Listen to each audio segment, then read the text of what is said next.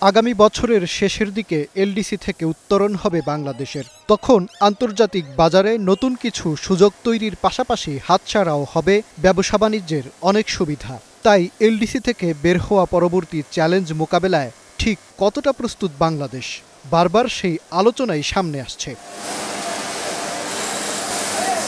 ব্যবসায়ীরা বলছেন, রপ্তানি খাত যথেষ্ট প্রস্তুত না হলেও এলডিসি থেকে উত্তরণের জন্য আবেদন করেছে বিগত আওয়ামী সরকার। তবে বর্তমান সরকারের সিদ্ধান্তের সঙ্গে একমত জানিয়ে শনিবার ইআরএফের সেমিনারে ব্যবসায়ীরা দাবি করেন, এখন পর্যন্ত এলডিসির বিষয়ে তাদের সঙ্গে কোনো আলোচনা করেনি সরকার। 5 বিলিয়নের উপরে প্রতি মাসে দেখানো হয়েছিল, যেটা আমি কন্টিনিউয়াস প্রতিবাদ জানিয়ে আসছিলাম।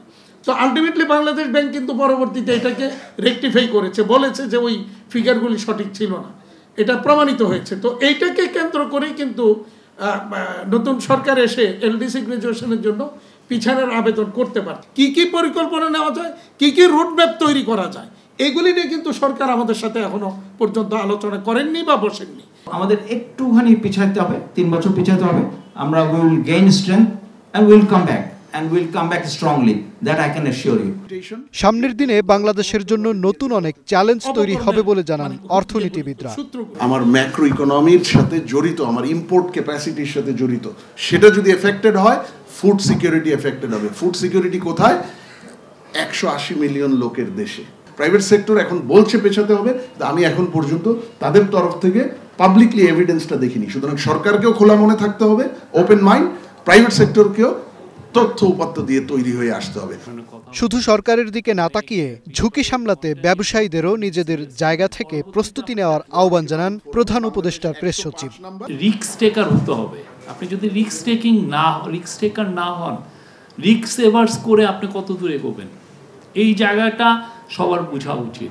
বিজিএমইর উচিত নিজস্ব রিসার্চ একটা ভালো একটা বডি করা, গ্লোবাল মার্কেটগুলোকে অবজার্ভ করা, এই জিনিসগুলোকে, এই যে এই ডিবেটটা হচ্ছে সেটা আপনি নিজে এসে না বলে আপনার যদি বিজিএমইর যে একটা খুব স্ট্রং একটা রিসার্চ আর্ম যদি থাকতো, সে একটা কম্পিলিং কেস একটা হাজির করতে পারত। সেটা নাই। আমি তাইওয়ানে এটা দেখেছি, ফ্যান্টাস্টিক ওদের রিসার্চ। তবে নির্ধারিত সময়ে এলডিসি থেকে উত্তরণে সরকার প্রস্তুত বলে সেমিনারে জানান প্রধান উপদেষ্টার বিশেষ সহকারী আনিসুজ্জামান। এটা শুধু সরকারের সিদ্ধান্ত না, নতুন সরকার আসবে তারা সিদ্ধান্ত নিতে পারে যে হ্যাঁ, আমরা ব্যবসায়ীরা যেটা বলছে, ওরা যেহেতু ভয় পাচ্ছে, রিস্ক নেবে না। মাজহার মাহবুব, স্টার নিউজ, ঢাকা। আমরা